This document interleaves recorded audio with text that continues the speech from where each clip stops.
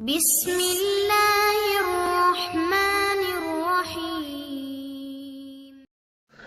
بسم الله الرحمن الرحيم قال الإمام البخاري رحمه الله تعالى باب كفران العشير وكفر دون كفر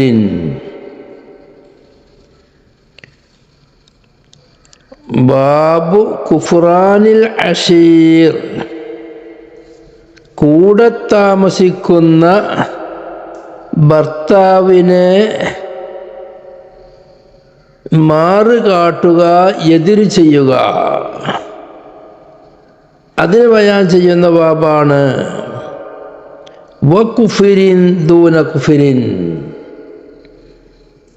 ഒരു കുഫറിനെ ബയാൻ ചെയ്യുന്ന ബാബാണ്. നിങ്ങളെ കുഫറാണ് ദൂന കുഫിരിൻ, മറ്റൊരു കുഫറിൻ്റെ താഴെയുള്ള, അല്ലെങ്കിൽ ഒരു കുഫറിനോട് അക്രബായത്. ദൂന് രണ്ടർത്ഥമുണ്ട്.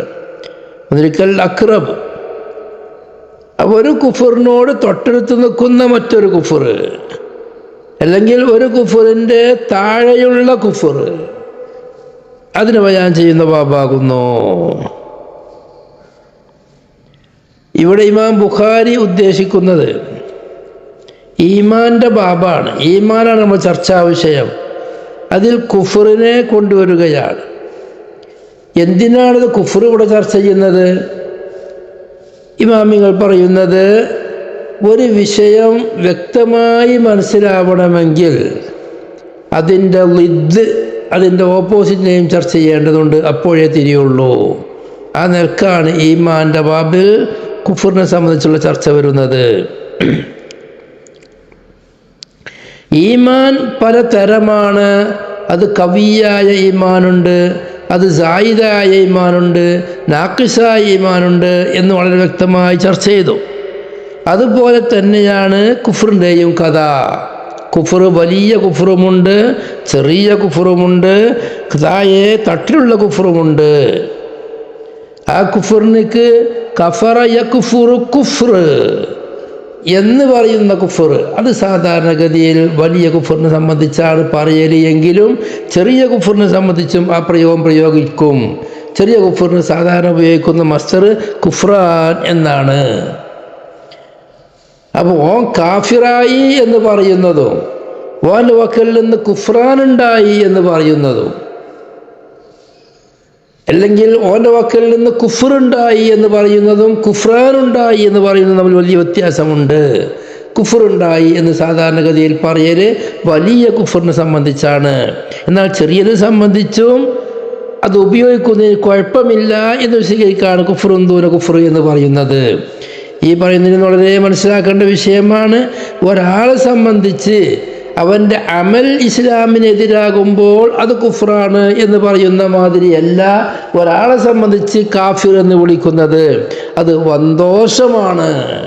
ഹദീസിൽ വാരിദായത്, മുത്തഫഖ് അലൈഹി ഹദീസിൽ വാരിദായത്, ആരെങ്കിലും ഒരാളെ യാ കാഫിർ എന്ന് വിളിച്ചാൽ ആ വിളിക്കപ്പെട്ടവൻ കാഫിർ അല്ലെങ്കിൽ വിളിച്ചവൻ കാഫിറാകും, അത് അവനിലേക്ക് മടങ്ങും എന്നുണ്ട്. ഇമാമിങ്ങൾക്ക് അതിലെല്ലാവരുടെ വിശദീകരണമുണ്ട്. എന്തായാലും ആ വിളി വന്തോഷമാണ്, വിളിക്കാൻ പാടില്ല. വിളിച്ചത് കൊണ്ട് വിളിച്ചവനോ വിളിക്കപ്പെട്ടവനോ കാഫിറാവോ ഇല്ലേ എന്നുള്ളത് വലിയ ചർച്ചയാണ്. ഏതായാലും ആ പ്രയോഗം മറ്റൊരാളെ സംബന്ധിച്ച് പ്രയോഗിക്കരുത്. എന്നാൽ ദോഷങ്ങളെ സംബന്ധിച്ച്, ചില ദോഷങ്ങളെ സംബന്ധിച്ച് അത് കുഫ്രാണ് എന്ന് വിശദീകരിച്ചതായിട്ട് കാണാം. അതിൻ്റെ വിശദീകരണമാണ് ഇവിടെ നടത്താൻ പോകുന്നത്. അപ്പോൾ കുഫർ, ബാബു കുഫ്റാനിൽ അഷീർ. അഷീർ എന്നതുകൊണ്ട് കൂടെ താമസിക്കുന്ന ആൾ എന്നർത്ഥം വെക്കലുണ്ട്. ഇവിടെ ഉദ്ദേശമുള്ളത് ഭർത്താവാണ്. ഹദീസിൽ അങ്ങനെയാണ് വന്നിട്ടുള്ളത്. ഭർത്താവിനെ സംബന്ധിച്ചാണ് അഷീർ എന്ന് ഉപയോഗിച്ചത്. അതുകൊണ്ട് ഇവിടെ ഭർത്താവാണ് ഉദ്ദേശം എന്ന് പ്രത്യേകമായി പറഞ്ഞിട്ടുണ്ടത്. ഭർത്താവിനോട് എതിര് ചെയ്യുക, അത് കുഫ്റാനാണ്, അത് നന്ദികേടാണ്, അത് മഅസിയത്താണ്, തെറ്റാണ്. ഇവിടെ അല്ലാഹു സുബ്ഹാനഹു വ തആല നിഷേധിക്കലിന് കുഫ്ർ എന്ന് പറയുന്ന മാതിരി ഭർത്താവിന് അങ്ങനെ ചെയ്യുന്ന അനുഗ്രഹങ്ങൾക്ക് നന്ദി ചെയ്യാതിരിക്കലിനെ സംബന്ധിച്ച് കുഫ്ർ എന്ന് പറയും. ഇത് പ്രത്യേകമായി എടുത്തു പറയാനുള്ള കാരണം നബി സല്ലല്ലാഹു അലൈഹി വസല്ലമ തങ്ങൾ പറഞ്ഞു, ലോ അമർത്തു അഹദൻ അൻ യസ്ജുദ ലി അഹദിൻ ലഅമർത്തുൽ മർഅത അൻ തസ്ജുദ ലി സൗജിഹാ. അല്ലാഹു അല്ലാത്ത മഖ്ലൂക്കിൽപ്പെട്ട ഏതെങ്കിലും ഒരാൾക്ക് സുജൂദ് ചെയ്യാൻ വേണ്ടി ഞാൻ കൽപ്പിക്കുകയായിരുന്നുവെങ്കിൽ ഞാനൊരു സ്ത്രീയോട് അവളുടെ ഭർത്താവിന് ചെയ്യാൻ വേണ്ടി കൽപ്പിക്കുമായിരുന്നു. അപ്പോൾ ഭർത്താവിൻ്റെ കടമ എന്ന് പറയുന്നത് അല്ലാഹു സുബ്ഹാനഹു വ തആലാന്റെ കടമയോട് അടുത്ത് നിൽക്കുന്നതാണ്. ആ ഭർത്താവിനേക്ക് ആരെങ്കിലും മാറ് കാട്ടിക്കയാൽ, ഏതെങ്കിലും സ്ത്രീ മാറ് കാട്ടിയാൽ അവൾ അള്ളാഹുവിനേക്ക് മാറ് കാട്ടാനും അടുത്തവരാണ്. ഭാര്യ ഭർത്താക്കൾ എന്ന് പറഞ്ഞാൽ അങ്ങനെയാണ്. ഭർത്താവിനിക്ക് അനുസരിക്കൽ ഭാര്യക്ക് നിർബന്ധമാണ്. ഒരാൾ മറ്റൊരാൾക്ക് പൂർണ്ണമായി ചെലവ് കൊടുക്കേണ്ടവനും സംരക്ഷണം നൽകേണ്ടവനും വീട് കൊടുക്കേണ്ടവനും ഭക്ഷണം കൊടുക്കേണ്ടവനും എല്ലാം ഭർത്താവാണ്. ഭാര്യക്കുള്ള കടപ്പാടിൽ പ്രധാന കടപ്പാട്, ഭാര്യക്കുള്ള ജോലിയിലുള്ള പ്രധാന ജോലി ഈ ഭർത്താവിന് അനുസരിച്ച് ജീവിക്കുക, അങ്ങനെ ഒരു നല്ലൊരു കുടുംബ സംവിധാനം ഉണ്ടാക്കുക എന്ന് പറയുന്നതാണ്. എന്നല്ലാതെ വെറും ഒരു ലൈംഗികതക്ക് മാത്രം ഭാര്യനെ ഉപയോഗിക്കുക. ഭർത്താവിൻ്റെ പണി നോക്കുക, ഭാര്യൻ്റെ പണി നോക്കുക. ഇന്നത്തെ ആധുനിക അങ്ങനെയാണ്. സ്വാതന്ത്ര്യം വേണം, സ്ത്രീയും പുരുഷനും തുല്യന്മാരാണ് എന്ന വാദപ്രകാരം വല്ലെന്താ, ഭാര്യൻ്റെ പണി നോക്കുക, ഭർത്താവിൻ്റെ പണി നോക്കുക, ഭാര്യയ്ക്ക് ജോലി ശമ്പളം അവളെ ഇഷ്ടത്തിന്, ഭർത്താവ് അവനിക്ക് ജോലി അവൻ്റെ കാര്യം അവൻ്റെ ഇഷ്ടത്തിനിക്ക്. പിന്നെ അവർക്ക് രണ്ടാൾക്കും ലൈംഗികത വേണോ, അതിന് വേണ്ടി മാത്രം അവർ സംയോജിക്കുക. അതും രണ്ടാൾക്കും ഇഷ്ടമുണ്ടെങ്കിൽ മതി, ഇല്ലെങ്കിൽ വേണ്ട എന്ന ഈ ലക്ഷണം കെട്ട വൃത്തികെട്ട ഈ നാട്ടിൽ കൂടെ ഇവിടെ ഒരു ഉത്തമ സമൂഹം ഉണ്ടായിത്തീരുകയില്ല. ഒരു കുടുംബ സംവിധാനയിൽ കൂടെ മാത്രമേ മാതൃകാപരമായ ഒരു കുടുംബത്തെ, ഒരു വ്യവസ്ഥയെ, ഒരു മനുഷ്യരെ, ഒരു സമൂഹത്തെ ഉണ്ടാക്കി തീർക്കാൻ കഴിയുള്ളൂ. അത് ചിന്തിക്കുന്നവർക്ക് മുഴുവനും അറിയുന്നതാണ്. എങ്കിലും ഏതോ കുറച്ച് ബുദ്ധിമാന്മാർ എന്ന പേരിൽ ഏതോ കുറച്ച് പിശാചികൾ ഇറങ്ങി വരും. എന്നിട്ട് അവരുടെ വാദം അങ്ങനെയാണ്. എന്തൊരു അപകടം പിടിച്ച വാദങ്ങളാണത്. നിയന്ത്രണമില്ലാതെ പോയി കഴിഞ്ഞാൽ ഒരാളുടെയും നിയന്ത്രണമില്ലാതെ പോയി കഴിഞ്ഞാൽ അത് അപകടത്തിൽപ്പെടും. വാഹനം നിയന്ത്രണമില്ലാതെ പോയാൽ, ഒരു റോട്ടിൽ 2 വാഹനങ്ങൾ നിയന്ത്രണമില്ലാതെ പോയാൽ എങ്ങനെ ഉണ്ടാകും? പരസ്പരം കൂട്ടിമുട്ടും, കൂട്ടിയിടിക്കും, അപകടങ്ങൾ ഉണ്ടാകും, മുന്നോട്ട് ഗമിക്കൂല എന്ന അവസ്ഥ ഉണ്ടായിത്തീരും. അതൊരിക്കലും പാടില്ല. കുടുംബ വ്യവസ്ഥ എന്ന് പറയുന്നത് പരിശുദ്ധ ഇസ്ലാം മാത്രമല്ല, ലോകം മുഴുവനും അംഗീകരിച്ച് പോന്നുകൊണ്ടിരിക്കുന്നതുമാണ്. ഇന്നും സ്ത്രീകൾ പുരുഷന്മാർ രണ്ടാളും തമ്മിൽ രണ്ടാളും ഒരേ സ്ഥാനത്താണ്, തുല്യത അവകാശമാണ് എന്ന് വാദിക്കലോട് കൂടെ തന്നെ സ്ത്രീക്ക് പുരുഷന്റെ ഭാഗത്തിൽ നിന്ന് കിട്ടേണ്ട അവകാശങ്ങൾക്ക് വേണ്ടിയല്ലേ ഇന്ന് സാധാരണഗതിയിൽ ധാരാളം കേസുകൾ നടക്കുന്നത്. അവൾ ത്വലാഖ് ചൊല്ലിയാൽ പോലും അതോടുകൂടെ ബന്ധം വിച്ഛേദിക്കുന്നില്ല. അവൾക്ക് താമസം, ഭക്ഷണം, വസ്ത്രം എല്ലാം ഈ ത്വലാഖ് ചൊല്ലിയതായ, ഒഴിവാക്കിയതായ ഭർത്താവിൽ നിന്ന് വാങ്ങണം. തിരിച്ചോ, രണ്ടാളും തുല്യവന്മാരാണെങ്കിൽ ഭാര്യ പോയി കഴിഞ്ഞാൽ ഭർത്താവിലേക്ക് അവളെ മേൽ കേസ് കൊടുത്തിട്ട് അവളെ മക്കളിൽ നിന്ന് ചെലവോ സംവിധാനം വാങ്ങാനുള്ള സംവിധാനം വല്ലതുമുണ്ടോ? എൻ്റെ അറിവിലില്ല. ലോകത്ത് എവിടെയെങ്കിലും ഉള്ളതായിട്ട് ഞാൻ അറിയില്ല. അപ്പോൾ ഒരാൾ അധികാരി തന്നെയാണ്, അത് സമ്മതിച്ച് പോരുന്നുണ്ട്. എന്നാൽ അധികാരിക്ക് താഴെയുള്ള ആൾ അനുസരിക്കൽ നിർബന്ധമാണ്. അപ്പോഴേ വ്യവസ്ഥാപിതമായ ഭരണം മുന്നോട്ട് പോയുള്ളൂ. അത് ചെയ്യാതിരിക്കുന്നത് അള്ളാഹുവിനിക്ക് നന്ദി കേട് കാട്ടുന്നത് പോലെ തന്നെ, ദൈവത്തിനിക്ക് നന്ദി കേട് കാട്ടുന്നത് പോലെ തന്നെയുള്ള വലിയ നന്ദി കേടാണ്. അത് ഒരാളുടെ നിലവാരത്തെ തകർക്കുന്നതാണ്. ഇതാണ് ഇവിടെ ഇമാം ബുഖാരി റളിയല്ലാഹു അൻഹു വിശദീകരിക്കാൻ പോകുന്നത്. അത് സംബന്ധിച്ച് വലിയ കുഫറിൻ്റെ താഴെയുള്ള കുഫർ 2 ഐറ്റമുണ്ട്. പരിശുദ്ധ ഇസ്ലാമിൽ നിന്ന് പുറത്തു പോകുന്നത്, അത് സംബന്ധിച്ച് കുഫർ എന്ന് പറയും. പരിശുദ്ധ ഇസ്ലാമിൽ നിന്ന് പുറത്തു പോകുന്നതിനെ സംബന്ധിച്ച് കുഫ്ർ എന്ന് പറയും.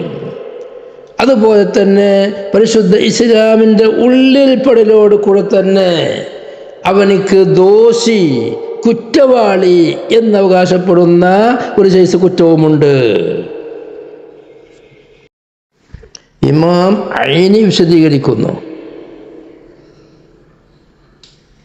وتحقيق ذلك ما قاله الأزهري الكفر بالله أنواع إنكار وجحود وعناد ونفاق.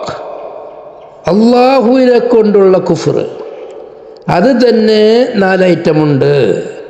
ഒന്ന് ഇൻകാർ എന്ന് പറഞ്ഞാൽ അവൻ്റെ മനസ്സ് കൊണ്ടും അവൻ്റെ നാവ് കൊണ്ടും അല്ലാഹു സുബ്ഹാനഹു വ തആലാനെ നിഷേധിക്കുക, അറിയാതിരിക്കുക. തൗഹീദ് എന്ത് എന്ന് പോലും അവനോട് പറഞ്ഞാൽ അവനിക്ക് ഉൾക്കൊള്ളാൻ കഴിയൂല. അവനിക്ക് പല ദൈവമല്ലാതെ ഏകദൈവം എന്നൊരു ആശയം മനസ്സിലേക്ക് കടക്കുക തന്നെ ഇല്ല. അതാണ് ഇൻകാർ എന്ന് പറയുന്നത്. ഇന്നല്ലദീന കഫറൂ സവാഉൻ അലൈഹിം അഅൻദർതഹും അം ലം തുൻദിർഹും. ഇൻകാർ അവരെ സംബന്ധിച്ച്, അല്ലാഹുവിനെ സംബന്ധിച്ച് പറഞ്ഞാലും പറഞ്ഞിട്ടില്ലെങ്കിലും അവർ ഒരു നിലക്കും അത് ഉൾക്കൊള്ളൂല. അങ്ങനെയുള്ള വിഭാഗം, അതാണ് ഇൻകാറിൻ്റെ ആളുകൾ. അള്ളാഹുവിനെ സംബന്ധിച്ച് ഒരു നിലക്കും ഉൾക്കൊള്ളാൻ കഴിയാത്ത വിഭാഗം. രണ്ടാമത്തെ വിഭാഗം ഏതാ? ജുഹൂദ്. അവനിക്ക് അല്ലാഹു സുബ്ഹാനഹു വ തആലയെ സംബന്ധിച്ച് അറിയാം, പക്ഷേ അല്ലാഹു തആല ഏകനാണ്, സർവശക്തനായ രാജാതിരാജനായ ഖാലിഖായ അല്ലാഹു തആല ഉണ്ട് എന്ന് അവനിക്കറിയും, മനസ്സുകൊണ്ട് അറിയും. പക്ഷേ അവൻ അംഗീകരിച്ചു കൊടുക്കൂല. അങ്ങനെ ധാരാളം കാഫിര്യങ്ങളുണ്ട്. ഇബ്ലീസ് ലഅനത്തുല്ലാഹി അലൈഹി, അവൻ അല്ലാഹുവിനെ അറിയാത്തത് കൊണ്ടല്ല, അംഗീകരിക്കായാണ്. ബൽആം ഇബ്നു ബഊറ, ബൽആമിനക്ക് അല്ലാഹുവിനെ അറിയാം, പക്ഷേ അംഗീകരിച്ചില്ല. ഉമയ്യത്ത് ബിൻ അബി സ്വൽത്ത്, ഇങ്ങനെയുള്ള ധാരാളം ആളുകൾ അവർക്ക് അല്ലാഹു സുബ്ഹാനഹു വ തആലാനെ അറിയും, പക്ഷേ അവർ ഇഖ്റാർ ചെയ്യൂല. അവരെ സംബന്ധിച്ചാണ് ജുഹൂദിൻ്റെ ആളുകൾ എന്നാണ് പറയാ. മൂന്നാമത്തേത് ഇനാദ്. ഇനാദ് കാരണം എന്താ? മനസ്സുകൊണ്ട് അല്ലാഹുവിനെ അറിയും, നാവ് കൊണ്ട് അല്ലാഹു സുബ്ഹാനഹു വ തആലാനെ അംഗീകരിക്കുകയും ചെയ്യും, മദ്ഹ് ചെയ്യുകയും ചെയ്യും. അവർക്ക് കിട്ടുന്ന സ്റ്റേജിലെല്ലാം അല്ലാഹു സുബ്ഹാനഹു വ തആലാന്റെ മദ്ഹ്, അല്ലാഹു തആലാനെ വർണ്ണിക്കാൻ റെഡിയാകും. പക്ഷേ അല്ലാഹു തആലാന്റെ തൗഹീദ് ഓൻ അംഗീകരിക്കൂല.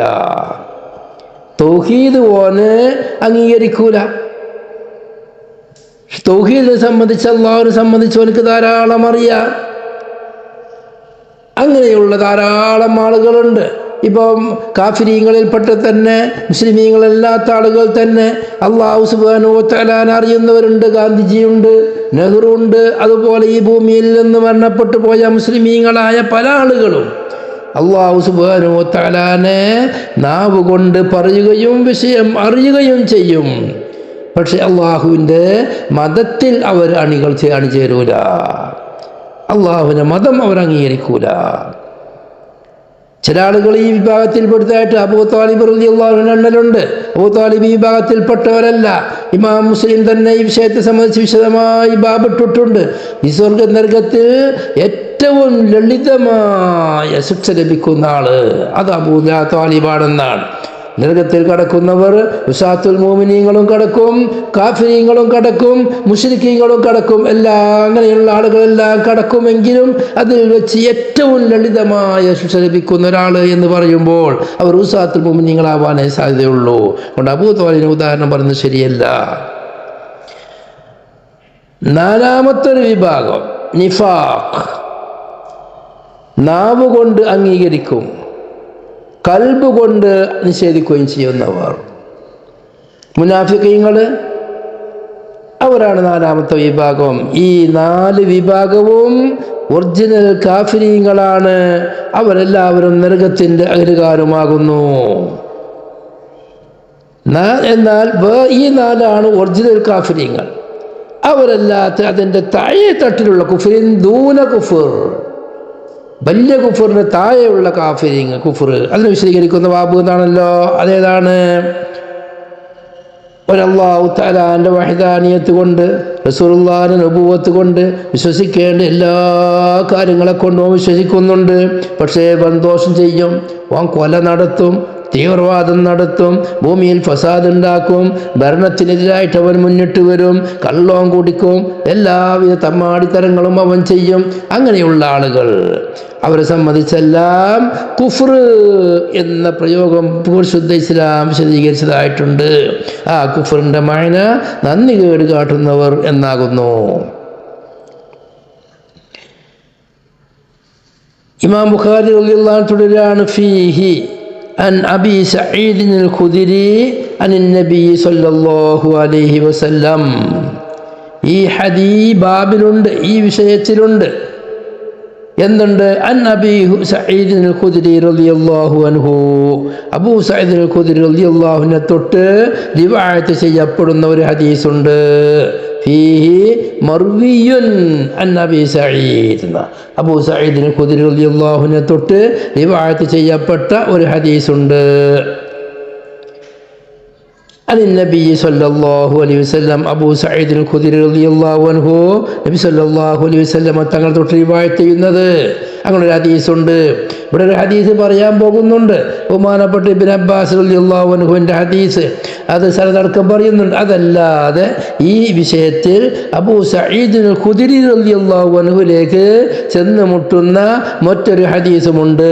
ഈ ഹദീസ് സഹാബിയായ ഇബ്നു അബ്ബാസ് തങ്ങളിലേക്ക് എത്തുന്നത് പോലെ തന്നെ അവരെല്ലാത്തവരിലേക്കും എത്തിപ്പെടുന്ന ഹദീസുണ്ട് എന്ന് വിശദീകരിക്കാനാണ്.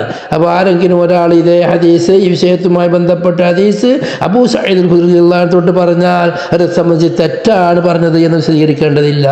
അതും ശരിയാണെന്ന് വിശദീകരിക്കാൻ വേണ്ടിയാണ് ബഹുമാനപ്പെട്ട ഇമാം ബുഖാരി റളിയല്ലാഹു അൻഹു ഈ വിഷയം പറഞ്ഞത്. അബൂ സഈദ് അൽ ഖുദരി റളിയല്ലാഹു അൻഹുവിൻ്റെ ഹദീസ് ബുഖാരിയിൽ തന്നെ കിതാബുൽ ഹൈദിൽ വരാൻ പോകുന്നുണ്ട്. തസദ്ദഖ്നാ فإني وحديث أبي سعيد أخرجه المؤلف في الحيل وغيره. ഹൈദിൻ്റെ ബാബിലും അതിൻ്റെ ബാബല്ലാത്തയിലും ഇമാം ബുഖാരി തന്നെ റിപ്പോർട്ട് ചെയ്തിട്ടുണ്ട്. എന്താണ് റസൂലുള്ളാഹി തങ്ങൾ സ്ത്രീകളോട് പറയാണ്, തസദ്ദഖ്നാ ഫഇന്നി റഅയ്തുകുന്ന അക്സറ അഹ്ലിന്നാർ. സ്ത്രീകളെ നിങ്ങൾ സദഖ ചെയ്യണം, കാരണം നരകത്തിൻ്റെ അഹ്ലുകാരിൽ വെച്ച് അധികരിച്ചവരായിട്ട് ഞാൻ നിങ്ങളെ കണ്ടിട്ടുണ്ട്. ഫഖുൽനാ വലിമ യാ റസൂലല്ലാഹ്, സ്വഹാബത്ത് ചോദിച്ചു, എന്തിന് നബിയെ, ഞങ്ങൾ നരകത്തിൽ കൂടുതലാകുന്നത് എന്തിന്? ഖാല തുക്സിർനൽ ലഅന വതക്ഫുർനൽ അശീർ, നിങ്ങൾ ലഅനത്ത് അധികരിപ്പിക്കും. ഒരു വിഷയവുമായി ബന്ധപ്പെട്ട് നിങ്ങൾ ഉദ്ദേശിച്ച മാതിരിയല്ലെങ്കിൽ ശാപിക്കൽ നിങ്ങളുടെ വക്കൽ നിന്ന് മുന്നോട്ട് വരും. ആദ്യമായിട്ട് അതാണ്ട് ശപിക്കലുണ്ടാകുക. അങ്ങനെ ശാപത്തെ നിങ്ങൾ കൂട്ടും. അതോടുകൂടെ തന്നെ ഭർത്താവിനേക്ക് നിങ്ങൾ വല്ലാതെ നന്ദി കേട് കാട്ടുകയും ചെയ്യും എന്നൊരു ഹദീസ് ഇമാം ബുഖാരിയിൽ തന്നെ വരാൻ പോകുന്നുണ്ട്. ആ ഹദീസ് ഈ വിഷയത്തിൽ തെളിവാണ്. സ്ത്രീകളെ സംബന്ധിച്ച് അവർ ചെയ്യുന്ന തെറ്റുകളെ സംബന്ധിച്ച് തക്ഫുർന എന്ന് പ്രയോഗിച്ചതായിട്ട് കാണാം. وبه قال الشيخ الإمام الحافظ أمير المؤمنين في الحديث أبو عبد الله محمد بن إسماعيل البخاري رحمه الله تعالى ونفعنا بعلومه. حدثنا عبد الله بن مسلمة عن زيد بن أسلم عن عطاء بن يسار عن ابن عباس رضي الله عنهما وعنهم أنه قال قال النبي صلى الله عليه وسلم أريت النار فإذا أكثر أهلها النساء يكفرن. قيل أيكفرن بالله؟ قال يكفرن العشيرة ويكفرن الإحسان. لو أحسنت إلى إحداهن الدهر ثم رأت منك شيئا قالت മാ റഅയ്തു മിൻക ഖൈറൻ ഖത്തു. ബഹുമാനപ്പെട്ട ഇമാം ബുഖാരി റളിയല്ലാഹു അൻഹു ഹദീസ് റിപ്പോർട്ട് ചെയ്യുന്നത് അവരുടെ ഉസ്താദ് അബ്ദുല്ലാഹിബ്നു മസ്ലമ റളിയല്ലാഹു അൻഹുവാണ്. അബ്ദുല്ലാഹിബ്നു മസ്ലമ കഅനബി എന്ന പേരിൽ അറിയപ്പെടുന്ന ഒരാളെ സംബന്ധിച്ച് മുമ്പ് പറഞ്ഞു പോയിട്ടുണ്ട്. രണ്ടാമത്തേത് ഇമാം മാലിക് ഇബ്നു അനസ് റളിയല്ലാഹു അൻഹുവാണ്. അവരെ സംബന്ധിച്ച് മുമ്പ് പറഞ്ഞു പോയിട്ടുണ്ട്. മാലിക് ഇമാമിൻ്റെ ഉസ്താദ് Abu Usama Zaid bin Aslam അൽ ഖുറശി അൽ അദവി എന്ന് പറയുന്ന മഹാനാണ്. ബഹുമാനപ്പെട്ട ഉമർ ഖത്താബ് റളിയല്ലാഹു അൻഹുവിൻ്റെ അടിമയായിരുന്നു അവർ. ഉമർ ഇബ്നുൽ ഖത്താബ് റളിയല്ലാഹു അൻഹു ഇത്തക്ക് ചെല്ലിയവരാണ്. വലിയ കാര്യമായ മഹാനാണ്, വലിയ മുഹദ്ദിസാണ്. അവരുടെ പിതാവായ സെയ്ദ് ബിൻ അസ്ലം എന്നൊരു തൊട്ട് ഹദീസ് റിപ്പോർട്ട് ചെയ്തിട്ടുണ്ട്. അതുപോലെ അബ്ദുല്ലാഹിബ്നു ഉമർ റളിയല്ലാഹുവിനെ തൊട്ട്, അനസ് റളിയല്ലാഹുവിനെ തൊട്ട്, ജാബിർ റളിയല്ലാഹുവിനെ തൊട്ട്, സലമത്ത് ബിൻ അക്ബർ റളിയല്ലാഹുവിനെ തൊട്ട്, അത്താഇ ബിൻ യസാർ, ഇവിടെ അവരുടെ ഉസ്താദ് അത്താഇ ബിൻ യസാർ, അവർ തൊട്ടും ഹദീസ് റിപ്പോർട്ട് ചെയ്തിട്ടുണ്ട്. അവർ ശിഷ്യന്മാരായിട്ട് പ്രമുഖരായ ഇമാം മാലിക് റളിയല്ലാഹു അൻഹു, ഇമാം സുഹരി റളിയല്ലാഹു അൻഹു, ഇമാം മഅ്മർ റളിയല്ലാഹു അൻഹു, ഇമാം അയ്യൂബ് റളിയല്ലാഹു അൻഹു, ഇമാം യഹ്യ റളിയല്ലാഹു അൻഹു, ഇമാം അബ്ദുല്ലാഹിബ്നു ഉമർ റളിയല്ലാഹു അൻഹു, ഇമാം സൗരി റളിയല്ലാഹു അൻഹു. സൗരി ഇവരെല്ലാം അവരുടെ ശിഷ്യന്മാരാണ്. അതുപോലെ അവരുടെ മറ്റൊരു ശിഷ്യനാണ് അബ്ദുറഹ്മാൻ, ഉസാമ എന്നീ 3 അവരുടെ മക്കളും അവിടെ ശിഷ്യന്മാരാകുന്നു. ബഹുമാനപ്പെട്ട Abu Usama Zaid bin Aslam എന്നവരുടെ അബൂ ഉസാമ എന്ന് പേരെടുക്കുക തന്നെ അവരുടെ മകനായ ഉസാമ ഉണ്ടായത് കൊണ്ടിട്ടാണ്. അപ്പം അങ്ങനെ അവരുടെ മക്കളായ അബ്ദുറഹ്മാൻ, ഉസാമ എന്നിവരും അവരെ തൊട്ട് ഹദീസ് റിപ്പോർട്ട് ചെയ്തിട്ടുണ്ട്. സെയ്ദ് ബിൻ അസ്ലം അവരുടെ സ്ഥാനപ്പേരാണ്, വിളിക്കുന്ന പേരാണ് അബൂ ഉസാമ.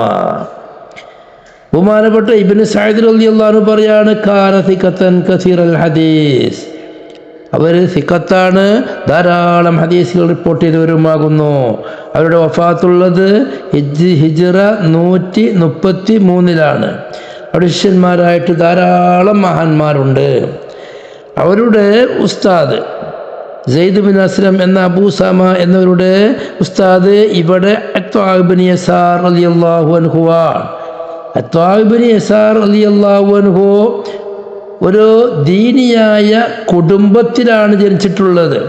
അവരുടെ പിതാവ് നബി സല്ലല്ലാഹു ഇമാം ബഹുമാനപ്പെട്ട ഉമ്മുൽ മുഅ്മിനീൻ മൈമൂന റളിയല്ലാഹു അൻഹയുടെ മൗലയാണ്. അവർ ഇത്ത് ചെല്ലിയവരാണ്. അവരുടെ മക്കളെ യസാറി എന്നവരെ മൈമൂന റളിയല്ലാഹു അൻഹു ഇത്ത് ചെല്ലിയവരാണ്. അവർക്ക് ധാരാളം മക്കളുണ്ട്. അതിൽ പ്രധാനപ്പെട്ട ഒരു മകനാണ് അത്താ.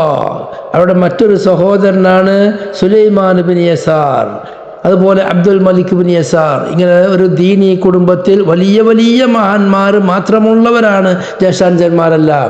സുലൈമാൻ ബിൻ യസാർ സംബന്ധിച്ച് മുമ്പ് പറഞ്ഞിട്ടുണ്ട്. സുലൈമാൻ ബിൻ യസാർ എന്നവർ ബഹുമാനപ്പെട്ട ഉമർ ബിൻ അബ്ദുൽ അസീസ് റളിയല്ലാഹു അൻഹുവിൻ്റെ കാലത്തുള്ള നിശ്ചയിച്ചതായ മദീനയിലെ ഫുഖഹാഉ സബ്അ അവരിൽപ്പെട്ട നേതാവാണ് അവർ. അബ്ദുല്ലാഹിബ്ൻ യസാർ നാം ഇവിടെ ചർച്ച ചെയ്യുന്നത്, ഇവിടെ നമ്മുടെ റാവിയായി വരുന്ന അത്താഇ ബിൻ യസാർ, അവർക്ക് ധാരാളം ഉസ്താദന്മാരും ശിഷ്യന്മാരുമുണ്ട്. അവിടെ ഉസ്താദായിട്ട് ഉബയ്യ് ഇബ്നു കഅബ് റളിയല്ലാഹു അൻഹു, അബ്ദുല്ലാഹ് ഇബ്നു മസ്ഊദ് റളിയല്ലാഹു അൻഹു, ഇബ്നു അബ്ബാസ് റളിയല്ലാഹു അൻഹു, ഇങ്ങനെയുള്ള മഹാന്മാരായ ധാരാളം സ്വഹാബികളും അതുപോലെ ധാരാളം താബിഈങ്ങളുമുണ്ട്. അവരുടെ ശിഷ്യന്മാരായിട്ട് Amr bin Dinar, Zaid bin Aslam, നമ്മൾ പറഞ്ഞതുപോലെയുള്ള മഹാന്മാരായ ധാരാളം ശിഷ്യന്മാരുമുണ്ട്. കാന സിഖത്തൻ കസീറൽ ഹദീസ്, അവർ വിശ്വസ്തരാണ്, ധാരാളം ഹദീസുകൾ റിപ്പോർട്ട് ചെയ്തവരുമാണ് അത്താഇ ബിൻ യസാർ എന്നവർ. യഹ്യ ബിൻ മഈനും അബൂ സുറൈയും പറയുന്നത് ഹുവ സിഖത്തുൻ, ഹദീസ് റിപ്പോർട്ട് ചെയ്യാൻ അവരുടെ ഹദീസാണോ കൂടുതൽ ചിന്തിക്കേണ്ടതില്ല. ഇമാം ബുഖാരി ഹദീസ് അവർ റിപ്പോർട്ട് ചെയ്തു എന്ന് പറഞ്ഞാൽ തന്നെ അത് മതി, വേറൊന്നും പറയേണ്ട ആവശ്യമില്ല. എന്നാലും മറ്റുള്ള മഹാന്മാരും അവരെ സംബന്ധിച്ച് നല്ല അഭിപ്രായം മാത്രമേ പറഞ്ഞിട്ടുള്ളൂ. മഹാനായ അബ്ദുല്ലാഹി ഇബ്നു യസാർ റളിയല്ലാഹു അൻഹു നബി സല്ലല്ലാഹു അലൈഹി വസല്ലമ തങ്ങളുടെ പള്ളിയിൽ എല്ലാ സമയത്തും ലാസിമാക്കുന്നവരും അവരുടെ കാലത്ത് അബ്ദുല്ലാഹിബിന് ഇബ്നു യസാറിൻ്റെ അത്ര പള്ളിയിലിരിക്കുന്ന മറ്റൊരാളും ഉണ്ടായിരുന്നില്ല. കാന അൽസം അലി മസ്ജിദ് റസൂലുള്ളാഹി സ്വല്ലല്ലാഹു അലൈഹി വസല്ലം. അവർ എന്നിട്ട് ജനങ്ങൾക്ക് ഉപദേശിക്കും, വഅദ് പറയും. വലിയ ചരിത്ര പണ്ഡിതനുമായതുകൊണ്ട് തന്നെ ധാരാളം കിസ്സകളും പറയുന്നവരാണ്. അവരുടെ പ്രത്യേകത, ഒരു സമയത്ത് വഅദ് പറയുമ്പോൾ എല്ലാവരെയും കരയിപ്പിക്കും, എന്നാൽ ചില സമയത്ത് വഅദ് പറയുമ്പോൾ എല്ലാവരെയും ചിരിപ്പിക്കുകയും ചെയ്യും. അങ്ങനെ ഒരു പ്രത്യേക രീതിയിൽ വഅദ് പറയാനും ജനങ്ങളെ മനസ്സ് കയ്യിലെടുക്കാനും കഴിയുന്ന മഹാനാണ് ഇബ്നു യസാർ റളിയല്ലാഹു അൻഹു. അവർ ഹിജ്റ 29 ജനനം, 153 വഫാത്ത്. വഫാത്താകുമ്പോൾ 84 വയസ്സാണുള്ളത്. അവർ ഇബ്നു യസാറും ഒരു സഹോദരനായ സുലൈമാൻ ഇബ്നു യസാർ, ഇബ്നു യസാറിനേക്കാളും 3 വയസ്സ് താഴെ ഉള്ളവരാണ്, അനുജനാണ് സുലൈമാൻ ഇബ്നു യസാർ റളിയല്ലാഹു അൻഹു. അവർ കുടുംബസമേതം ഹജ്ജിന് പോകുന്ന സമയത്ത് ഇബ്നു യസാറുമുണ്ട്, അവരുടെ അനുജനായ സുലൈമാൻ യസാർ ഫുഖഹാഉ സബയിൽപ്പെട്ട. അപ്പോൾ ഹജ്ജിന് പോകുമ്പോൾ നബി സല്ലല്ലാഹു അലൈഹി വസല്ലമ തങ്ങളുടെ ഉമ്മ മറുവട്ടെടുക്കുന്ന സ്ഥലമായ അബവാഹ് എന്ന സ്ഥലത്ത്, മദീനയിൽ മക്കയിലേക്ക് പോകുമ്പോൾ അന്നത്തെ കാലത്തുള്ള റൂട്ടാണ് അബവാഹ്. ആ അബവാഹിൽ വെച്ച് ഒരു വീട്ടിൽ ഇറങ്ങുകയും അവിടെ അവർ താമസിക്കുകയും ചെയ്തു. ഒരു വലിയ സംഘമാണ്. അത് ഇബ്നു യസാർ അല്ലാത്ത ബാക്കിയുള്ള എല്ലാ ആളുകളും ഓരോരോ ആവശ്യത്തിന് വേണ്ടി പുറത്തേക്ക് പോയി. ഈ ഘട്ടത്തിൽ ഇബ്നു യസാർ റളിയല്ലാഹു അൻഹു നിസ്കരിക്കാൻ വേണ്ടി എഴുന്നേറ്റ് നിന്നു. അവിടെ നിസ്കാരം എന്ന് പറഞ്ഞാൽ വളരെ ദീർഘമായ ഖുശൂഅോടുകൂടെ ഖൗഫോടുകൂടെയുള്ള ദീർഘമായി നിസ്കരിക്കുന്ന നിസ്കാരക്കാരനാണ്. ആ നിസ്കരിക്കുന്നതിൻ്റെ ഇടയിൽ അപ്പുറമുള്ള മലഞ്ചെരുവിൽ നിന്ന് ഒരു സുന്ദരിയായ അറാബിയത്താർ പെണ്ണിറങ്ങി വന്നു. ഇബ്നു യസാർ ഉദ്ദേശിച്ചു, എനിക്ക് ഈ പെണ്ണിനിക്ക് എന്തെങ്കിലും ആവശ്യമുണ്ടാകുമെന്ന്. അങ്ങനെ പെട്ടെന്ന് നിസ്കാരം കഴിഞ്ഞു. അവളോട് ചോദിച്ചു, അലക്കി ഹാജ, നിനക്ക് എന്തെങ്കിലും ആവശ്യമുണ്ടോ? അവൾ പറഞ്ഞു, എനിക്ക് ആവശ്യമുണ്ട്, എനിക്ക് ഭർത്താവില്ലാത്ത സ്ത്രീയാണ്, എനിക്കിപ്പോൾ ഒരു പുരുഷൻ്റെ ആവശ്യമുണ്ട്, അതുകൊണ്ട് എനിക്ക് വികാരം നൽകിയിട്ടുണ്ട്, അത് ശമിപ്പിച്ചു തരണം, അതിന് വേണ്ടി നിങ്ങൾ എന്നെ വ്യഭിചരിക്കണം. ഇബ്നു യസാർ റളിയല്ലാഹു അൻഹു പറഞ്ഞു, ഇലൈക്കി അന്നി, എൻ്റെ അടുത്ത് പോ, നീ എന്നെയും നിന്നെയും നരകം കൊണ്ട് കരിക്കല്ല, തീ കൊണ്ട് കരിക്കല്ല, വേഗം എൻ്റെ സ്ഥലം വിട് എന്ന് പറഞ്ഞെങ്കിലും അവൾ കൂട്ടാക്കിയില്ല. ഇബ്നു യസാർ റളിയല്ലാഹു അൻഹുവിൻ്റെ അടുക്കലേക്ക് അടുത്ത് വന്നുകൊണ്ട് അവിടെ സൗന്ദര്യം പ്രദർശിപ്പിച്ചുകൊണ്ട് വരുമ്പോൾ ബഹുമാനപ്പെട്ട ഇബ്നു യസാർ റളിയല്ലാഹു അൻഹു കരഞ്ഞു എന്ന് പറഞ്ഞാൽ വലിയ കരച്ചിലായി, തേങ്ങിക്കരച്ചിലായി. ഈ കരച്ചിൽ കേട്ട് ഈ പെണ്ണിനും കരയാൻ വന്നു. അവളും കരഞ്ഞു ഒരു റൂമിൻ്റെ മൂലയിലിരുന്ന്. ഇങ്ങനെ രണ്ടാളും വലിയ കരച്ചിലാണ്. ഈ സമയത്താണ് ബഹുമാനപ്പെട്ട അനുജനായ സുലൈമാൻ ഇബ്നു യസാർ വരുന്നത്. ഒരു ഇബ്നു യസാർ ഇവിടെ നിന്ന് അപ്പുറം പുറത്തു നിന്നിട്ട്, റൂമിൻ്റെ ഉള്ളിൽ നിന്ന് പുറത്തു നിന്നിട്ട് ഒരു സ്ത്രീയും കരയുന്നു.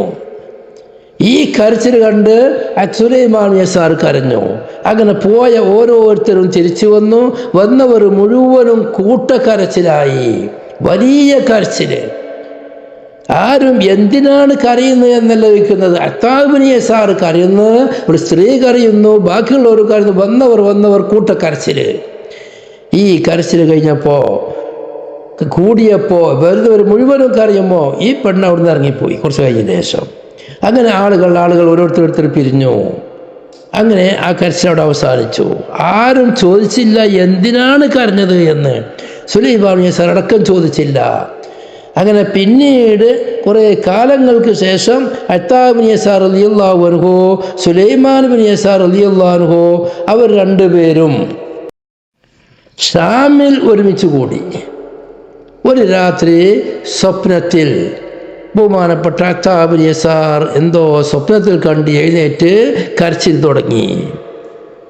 ഈ കരച്ചിൽ തുടങ്ങിയപ്പോൾ സുലൈമാൻ യസാർ ചോദിച്ചു, എന്തിനാ കരയണത്? അപ്പോൾ പറഞ്ഞു, ഞാൻ ബഹുമാനപ്പെട്ട യൂസുഫ് നബി അലൈഹി ഇസ്ലാമിനെ സ്വപ്നത്തിൽ കണ്ടു. യൂസുഫ് അലൈഹി ഇസ്ലാം സ്വപ്നത്തിൽ കണ്ടപ്പോൾ ഞാൻ സ്വപ്നത്തിൽ കരഞ്ഞുപോയി. കരഞ്ഞപ്പോൾ യൂസുഫ് അലൈഹി ഇസ്ലാം എന്നോട് ചോദിച്ചു, നീ എന്തിനാ കരയുന്നത്? അപ്പോൾ ഞാൻ പറഞ്ഞു, ഞാൻ കരയുന്നത് നിങ്ങളെ പിതാവുമായുള്ള സ്നേഹം ഞാൻ ഓർത്തു. അതിൻ്റെ ശേഷം പല പീഡനങ്ങളേക്കും വിധേയനായി നിങ്ങളെ ഉപ്പായുമായി പിരിക്കപ്പെട്ടു. ശേഷം നിങ്ങളെ സുലൈഖ സ്നേഹിച്ചു. അതിൻ്റെ പേരിൽ നിങ്ങൾക്ക് വന്നതായ ഭവിഷ്യത്തുകളും ജയിലുമെല്ലാം ഓർത്തുകൊണ്ട് ഞാൻ വലിയ കരച്ചിൽ ഓർത്തപ്പോഴാണ് കരയുന്നത് എന്ന് പറഞ്ഞപ്പോൾ യൂസുഫ് അലൈഹി ഇസ്ലാം പറഞ്ഞു, അബവാവിൽ വെച്ചുള്ള സംഭവത്തിന് വേണ്ടി കരഞ്ഞാൽ പോരെ, ഇതിനു വേണ്ടി കരയണോ എന്നൊരു തമാശയുടെ ചോദ്യം ചോദിച്ചു. അപ്പം ഞാൻ വീണ്ടും കരഞ്ഞു.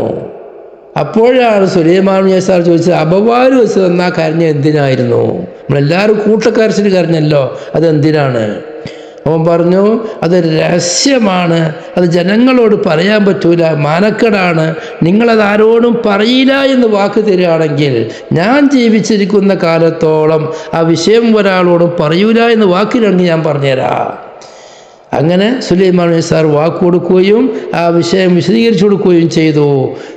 അബ്താബിൻ യസാറിൻ്റെ വഫാത്തിൻ്റെ ശേഷമാണ് സുലൈമാൻ യസാർ റളിയല്ലാഹു അൻഹു ആ വിഷയം പുറത്തേക്ക് പറഞ്ഞത്. ചുരുക്കി പറഞ്ഞാൽ ബഹുമാനപ്പെട്ട അത്താബിൻ യസാർ റളിയല്ലാഹു അൻഹു ലോകത്ത് അറിയപ്പെട്ട വലിയ മഹാനാണ്, മുഹദ്ദിസാണ്. ഏത് സമയത്തും അള്ളാഹുവിൻ്റെ ശിക്ഷയെ ഭയപ്പെട്ട് ജീവിക്കുന്നവരാണ്. അവരാണ് ഇവിടെ ഈ ഹദീസ് റിപ്പോർട്ട് ചെയ്യുന്നത്. അത്താബിൻ യസാർ റളിയല്ലാഹു അൻഹു ഹദീസ് റിപ്പോർട്ട് ചെയ്യുന്നത് ബഹുമാനപ്പെട്ട റഈസുൽ മുഫസ്സിരീൻ അബ്ദുല്ലാഹിബ്ൻ അബ്ബാസ് റളിയല്ലാഹു അൻഹു തൊട്ടാണ്. അന്നഹു ഖാൽ, അബ്ദുല്ലാഹിബ്ൻ അബ്ബാസ് റളിയല്ലാഹു അൻഹു പറഞ്ഞു, ഖാല നബിയ്യു സല്ലല്ലാഹു അലൈഹി വസല്ലമ, നബി സല്ലല്ലാഹു അലൈഹി വസല്ലമ തങ്ങൾ പറഞ്ഞു, ഉരീതുന്നാർ, എനിക്ക് നരകത്തെ കാണിക്കപ്പെട്ടു. ഫൈദാ അക്സറു അഹ്ലിഹാ, ആ നരകത്തിൻ്റെ അഹിലുകാരിൽ വെച്ച് അധിക പേരും അപ്പോൾ അന്നിസാഉ, സ്ത്രീകളാകുന്നു. അങ്ങനെ അവരാവാനുള്ള കാരണം യക്ഫുർന, അവർ കാഫിരീങ്ങളാകും. യക്ഫുർന എന്നാണ് അവർ പ്രയോഗിച്ചത്. ഖീല, ചോദിക്കപ്പെട്ടു, യക്ഫുർന ബില്ലാ, അവർ അല്ലാഹുവിനെ കൊണ്ട് കാഫിറാകുമെന്നും അതുകൊണ്ടാണോ? ഖാല, നബി സല്ലല്ലാഹു അലൈഹി വസല്ലമ തങ്ങൾ പറഞ്ഞു, യക്ഫുർനൽ അശീർ വയക്ഫുർനൽ ഇഹ്സാൻ, അവർ യക്ഫുർന, അവർ നന്ദി കേട് കാണിക്കും, അൽ അശീറ, ഭർത്താവിനിക്ക്, വയക്ഫുർന, അവർ നന്ദി കേട് കാണിക്കും, അൽ ഇഹ്സാന, അവരിലേക്ക് ചെയ്യുന്ന സൽക്കർമ്മങ്ങൾക്ക്. ലൗ അഹ്സൻത ഇലാ ഇഹ്ദാഹുന്ന ദഹ്റ, നബി സല്ലല്ലാഹു അലൈഹി വസല്ലം പറഞ്ഞു കൊടുക്കുകയാണ്, ലൗ അഹ്സൻത, നീ ഗുണം ചെയ്താൽ. ഇവിടെയുള്ള നീ എന്ന് പറയുന്നത് ഇമാമിങ്ങൾ പറയുന്നത് ആരെല്ലാം നീ എന്ന പ്രയോഗം പ്രയോഗിക്കാൻ പറ്റുമോ അവനെല്ലാവരും പെടും എന്നല്ലാതെ ഒരാളോട്, ഇബ്നു അബ്ബാസ് തങ്ങളോട് മാത്രമോ അല്ലെങ്കിൽ സദസ്സിലുള്ള ഒരാളിലേക്ക് നോക്കിയിട്ട് അവനോടോ മാത്രമല്ല, നീയാവാൻ പറ്റുന്നവർ ആരെല്ലാം ഉണ്ടോ അവരെല്ലാം. വിശുദ്ധ ഖുർആനിൽ ഈ പ്രയോഗം ധാരാളമുണ്ട്. ആ ഖുർആനിലെ അധിക ഖിതാബുകളും അങ്ങനെയാണ് വെക്കേണ്ടത് എന്നാണ് ഇമാമിങ്ങൾ വിശദീകരിച്ചിട്ടുള്ളത്. ലൗ തറാ ഇതിൽ മുജ്രിമൂന നാകിസൂ എന്ന് പറഞ്ഞോടത്ത് ലൗ തറ, നീ കണ്ടാൽ നീ അറിഞ്ഞ ആരെല്ലാം കാണുമോ അവരെല്ലാം.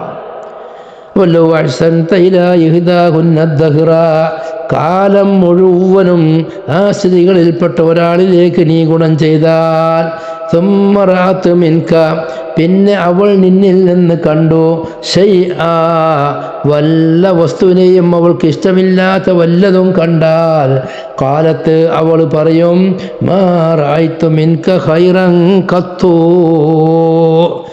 മാ റഅയ്തു ഞാൻ കണ്ടിട്ടില്ല മിൻകാൻ എന്നിൽ നിന്ന് ഖൈറിനെ കണ്ടിട്ടില്ല, കത്തു തീരെ തന്നെ ഒരു ഖൈറും നിങ്ങളിൽ നിന്ന് ഞാൻ കണ്ടിട്ടില്ല എന്ന് ഒറ്റടിക്ക് ചെയ്തത് മുഴുവൻ നിഷേധിക്കുന്നൊരവസ്ഥയിലേക്ക് എത്തിപ്പെടും. ഇതൊരു സ്ത്രീകളുടെ പ്രത്യേകതയാണ്. അത് അവർക്ക് ചെയ്യുന്ന വലിയ കുറ്റമാണ്. ആ കുറ്റം കാരണം അവർ നരകത്തിൽ കടക്കും. പിന്നീട് എല്ലാവരെയും ആ ശിക്ഷൻ്റെ അവസ്ഥ കഴിഞ്ഞാൽ അവർ സ്വർഗത്തിലേക്ക് കടക്കും. ഇവിടെ മഹാന്മാർ ചോദിക്കുന്നുണ്ട്, സ്ത്രീകളാണ് സ്വർഗത്തിൽ നരകത്തിൽ കൂടുതൽ എന്ന് പറഞ്ഞാൽ സ്വർഗത്തിലും സ്ത്രീകളല്ലേ കൂടുതൽ? കാരണം ഓരോരോ പുരുഷരിക്കും ഒന്നിൽ കൂടുതൽ സ്ത്രീകളുണ്ട് എന്നില്ല. അതിന് സ്ത്രീകൾ സ്വർഗത്തിൽ കടക്കേണ്ടതില്ല. ദുന്യവിയായ സ്ത്രീകൾ തന്നെ ഓരോരോ പുരുഷന്മാർക്കും ധാരാളമുണ്ട് എന്നല്ല പറയുന്നത്. അതിനാണ് മഹാന്മാർ പറയുന്നത്, അവര് കടക്കുമെന്ന് പറഞ്ഞാൽ ഇബ്തിദായിയായ കടക്കത്തിൽ ഉസാത്തിന്റെ കൂട്ടത്തിൽ കടക്കുന്നതിൽ സ്ത്രീകൾ കൂടുതലുണ്ടാകും. പിന്നീട് അവരെല്ലാം സ്വർഗത്തിലേക്ക് കടത്തും. വലിയ ചർച്ചയാണ് ഇമാമിങ്ങൾ ചർച്ച ചെയ്തിട്ടുണ്ട്. ആവശ്യമുള്ളവർ നോക്കുക.